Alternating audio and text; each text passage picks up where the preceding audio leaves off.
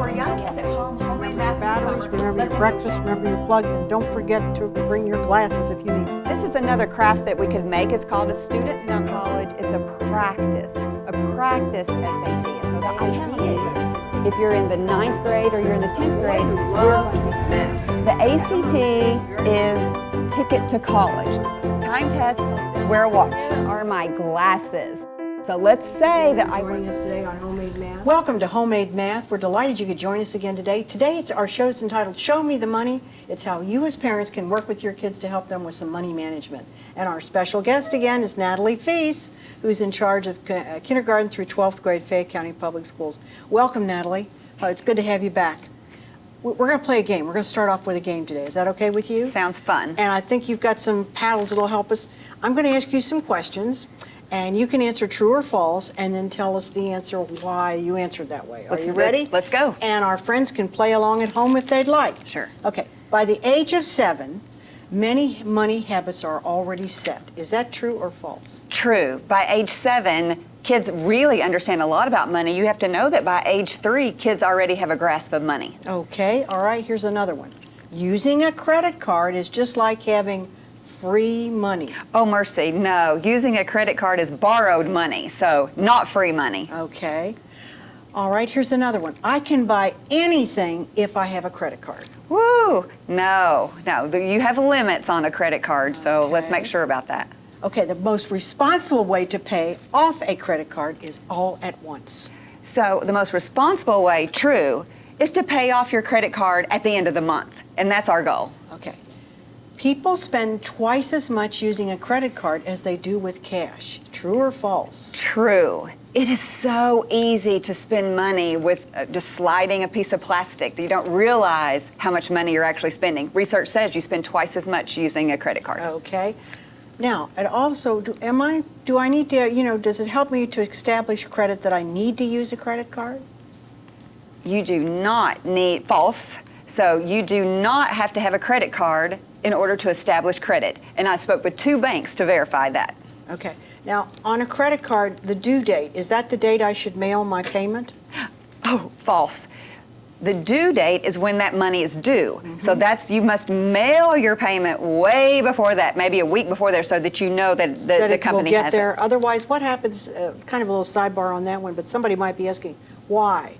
Well, they're going to charge you for not having the money there. So I will get charged interest on that. Oh, okay. And but that late payment fee can rock kids' world and parents' world and everybody's world, because on an instant when that money's not there, even by one day, yes, then the interest charge hits. Okay. And sometimes it may be $40 or more. So that's a lot extra money that we don't want to have to pay. Now we know that money management needs to begin early, and as early as 5 years old. So what have you got for us for kindergarten, let's say through 2nd grade? Sure. So we're going to talk about ways that we can use money with K to 2. But please know, if you have children at home, these are all ideas that would work with all kids. Okay. So the first thing is that when we have kindergartners, a skill for a kindergartner is to be able to recognize a coin. So if you're a kindergartner, you want to see money and say, oh, that's a quarter. Oh, this is a nickel. Oh, this happens to be a penny. So a kindergarten skill is to see a coin and recognize the name of the coin. So maybe you want a bank that you're going to start putting money in a bank. You have a piggy bank at home that you're going to put money in. Or even better, you can be like me and I have a baggie. Maybe you have one of these that you just put change in, or you have maybe some people put it in their car and almost like a change tray.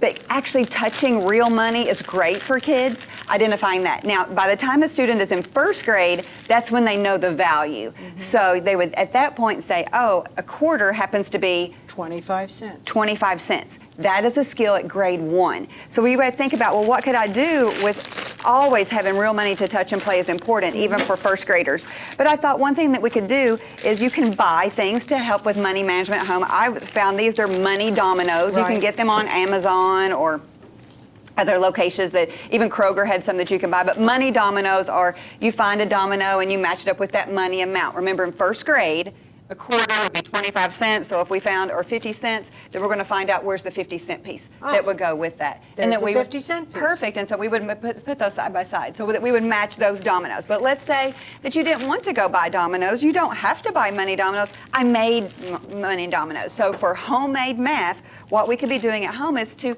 make dominoes. And I took my play money that I just bought in Baggia, but you could also use real money. And for our friends who may not be able to make this out, we have 5 pennies and we have a 25-cent piece on this side. So we have 5 and 25. So that would be one domino, and I'm just going to see what I can match that up with. So I've got 5 more pennies that might go. 5 pennies right there. I've got a 25-cent here. Or we're just playing. We could also do matching games. I used glue. You could also use that for adding. You could even say, what does the 25 cents plus the 5 pennies equal? And that's a skill for second grade. So for second grade, I thought definitely we're going to be adding quantities of money together. By second grade, you would look at a sum of money and say, oh, 6 dimes and 3 nickels. 6 dimes is 60 cents, plus 3 nickels is 15 cents, that's 75 cents. That's what we do in second grade. So maybe we might want to have a bingo game. You can buy money bingo, and that would happen to have little bingo cards that have money amounts. Parents would say, oh, 75 cents, and the kids have to find 75 cents on the bingo board.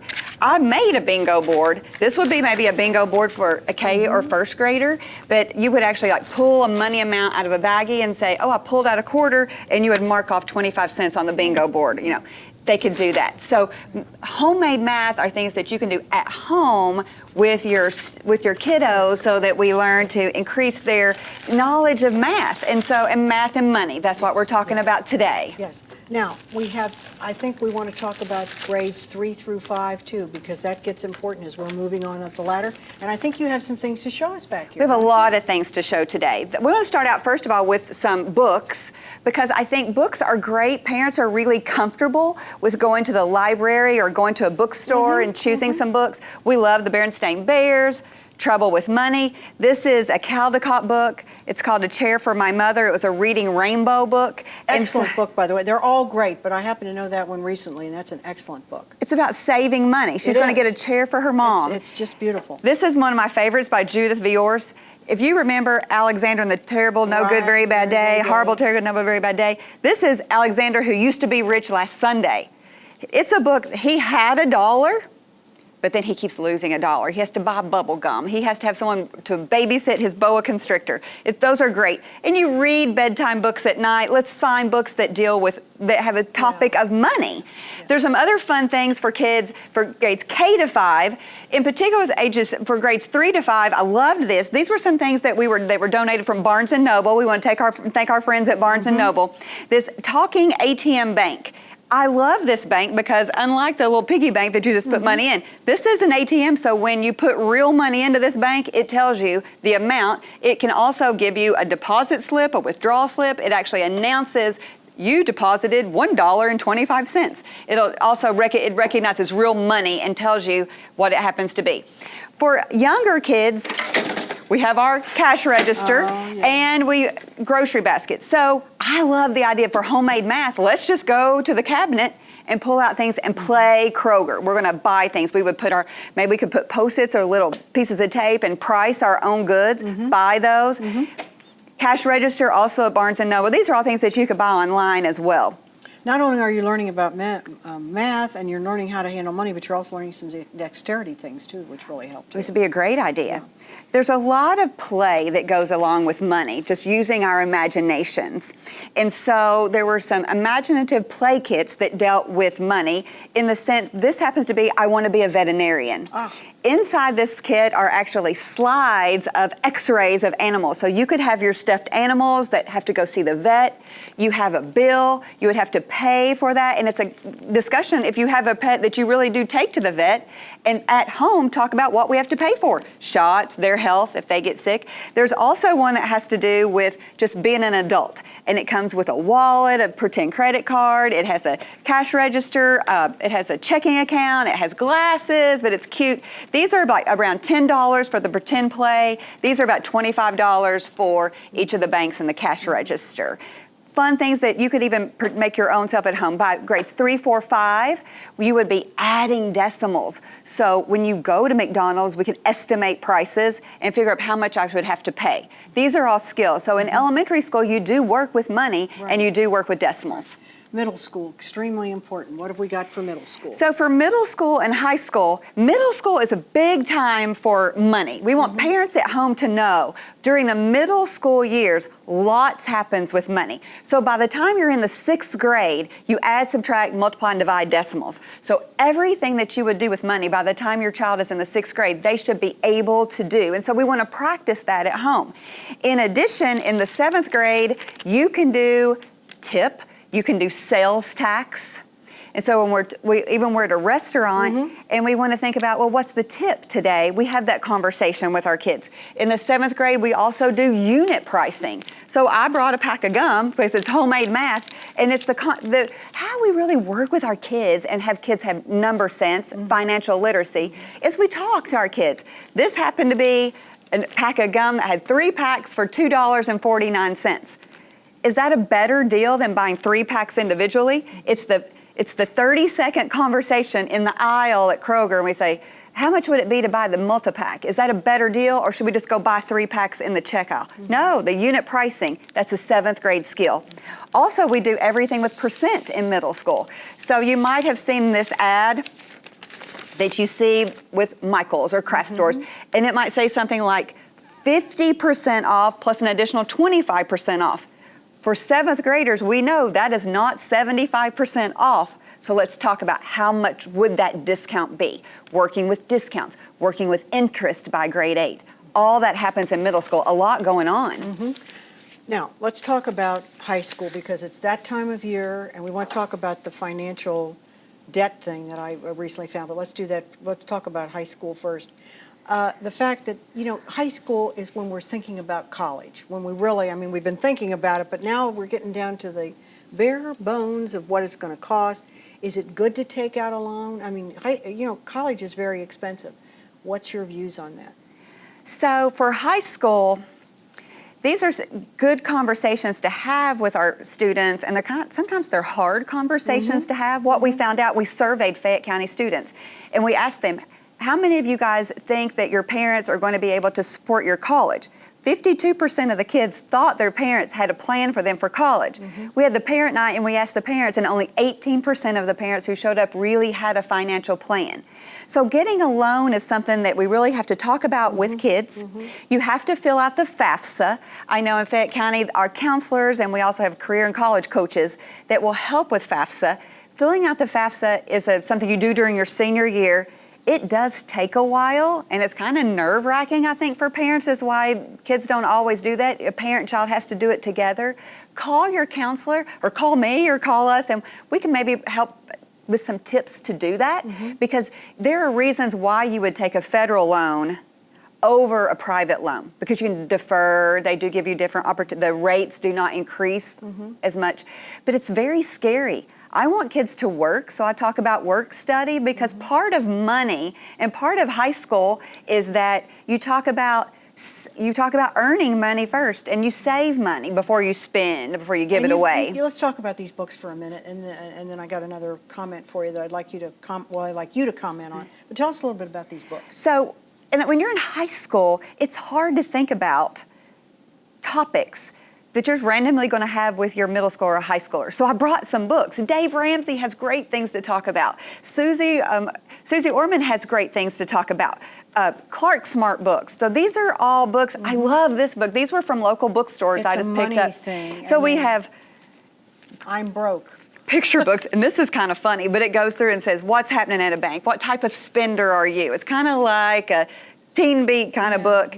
We have books that are especially... And here's a special one. I've seen this one before. This is kind of directed at girls. Girls. So parents can find a book, and it'll kind of give you talking points to have with kids at home, because when you're 16, you start to get a car. That's money. For us to have insurance, it's money for gas. When you pull into a gas station, we could estimate how many gallons we're going to buy. How much do we need? When you start getting a job, all that money is not for you to spend at Starbucks. Some of that money is for you to save. And so there's lots of opportunities, but parents want helpful hints. So go to a library or call the school, and 30-second conversations is what we want with kids. I think one of the things that surprised me in doing some research here, and thank you for your help on this as well, but I want to quote this to make sure, because this really would surprise me. It was this, I guess maybe I thought it would be less, but 25% of all bankruptcies are filed by people under the age of 25. So it is important to be thinking about 25% is pretty high. If you have to think about $1.4 trillion in student debt from college. That's what's in the United States right now. $1.4 trillion of student loan debt is what we owe. The average college student leaving college leaves with a debt of $30,000. Let's talk about it now. Let's talk about it from kindergarten through middle school, through high school, so that we're not in those kind of money financial situations. Right, and the conversation will get easier the more you talk about it. Sure, sure. Okay, let's talk, we talked earlier a little bit about credit card. But before we get to that, I wanted to ask you about what your thoughts were about, we're in the instant paperless age now, and we want everything instantaneously. So what about checking accounts? We talked a little bit about credit. We'll go back to that. But what about checking accounts for students? What do you think about that? So I dropped in at some local banks and I said, do people still get a checking account? So certainly there are checking accounts. Yes, there are. But here's the thing. I remember when my parents, we always used checks and we wrote checks.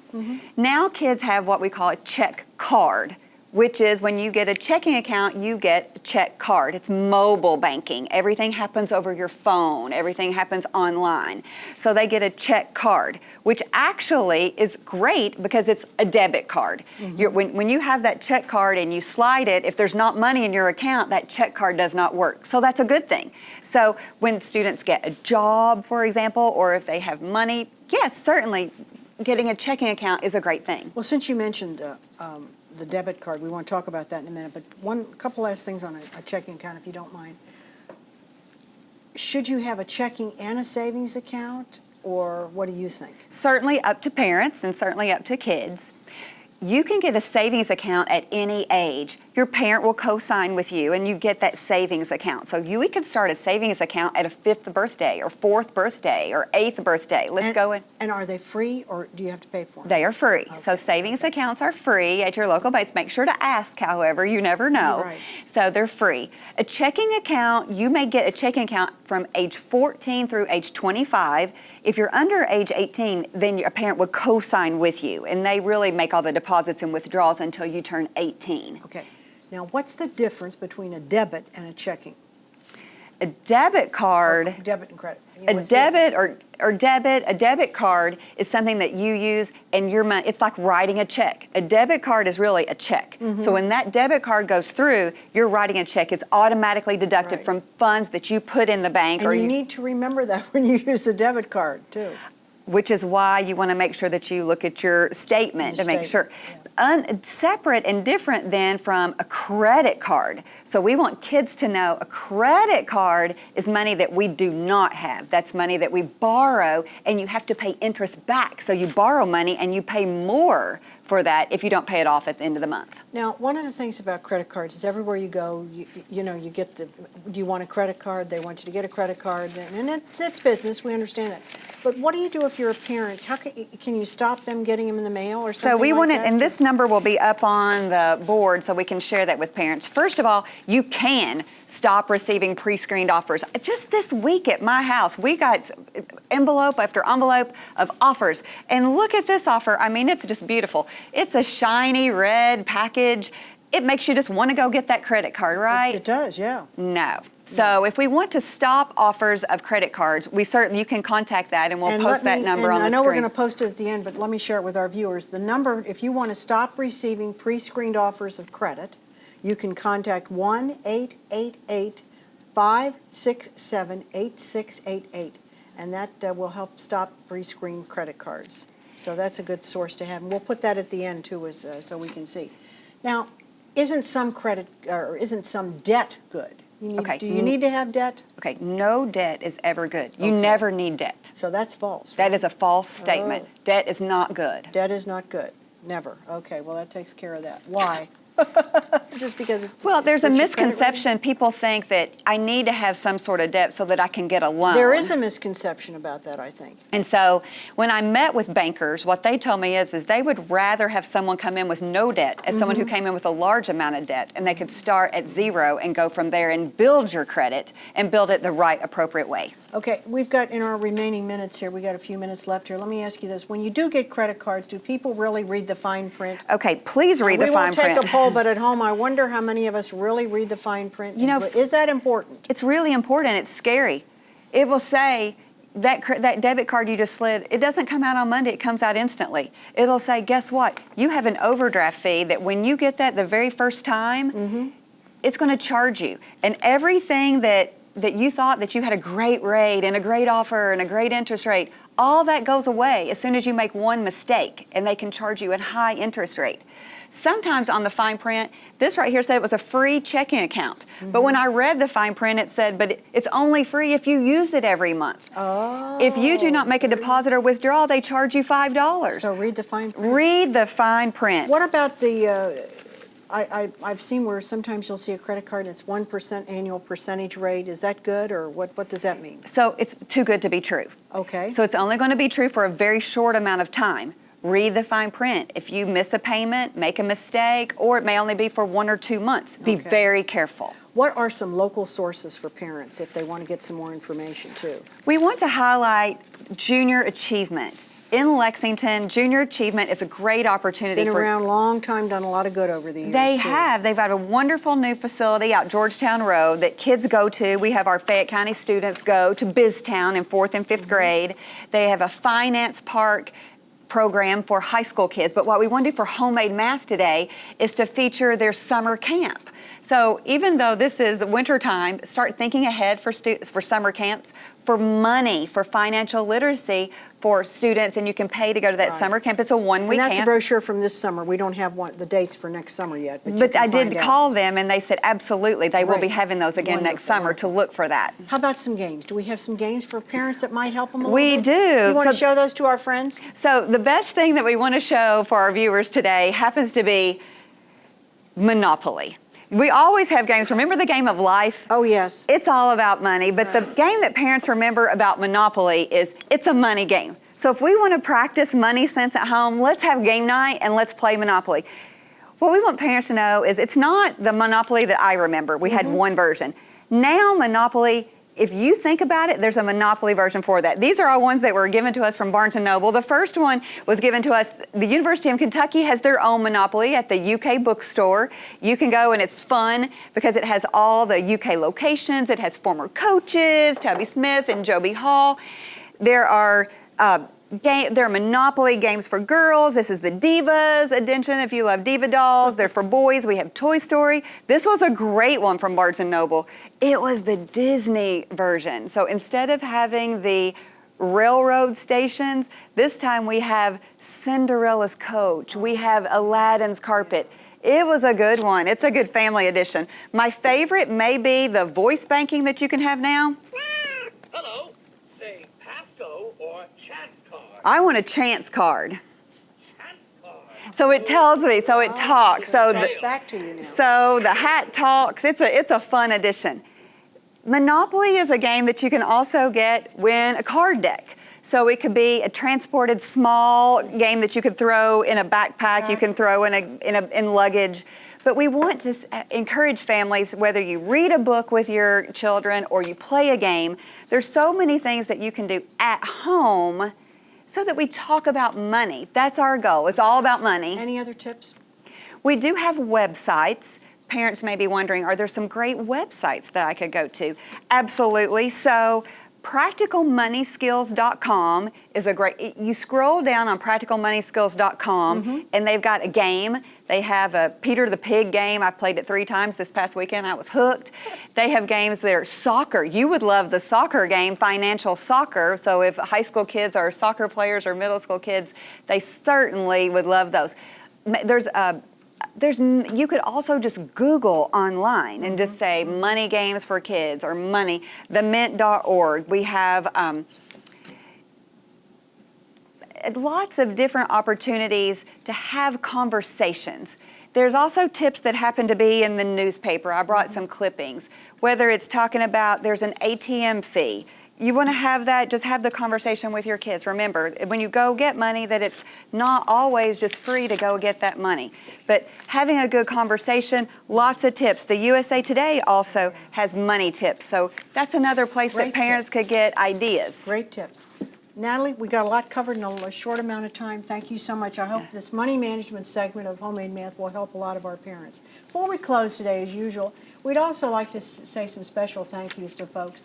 First of all, the Learning Center here on Georgetown Road.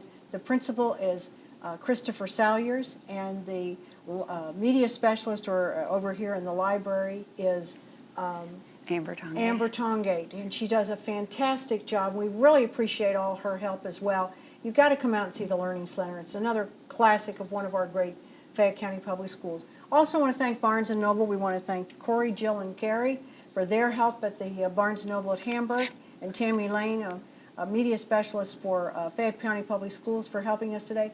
And certainly, last but not least, is Robert Lewis and Linda Daugher of Creative Media Productions. They are fantastic. We could not do this show without them. We're so grateful for all of their help.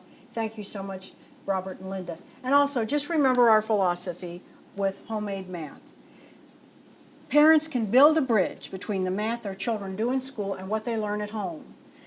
It's the important thing is that with the math, know that everything that you help your child with works. It will work eventually. And encourage and promotion does make a difference. You make a difference with your child every single day. Thank you so much for joining us in Homemade Math. We'll see you back with another special in January. Thanks again.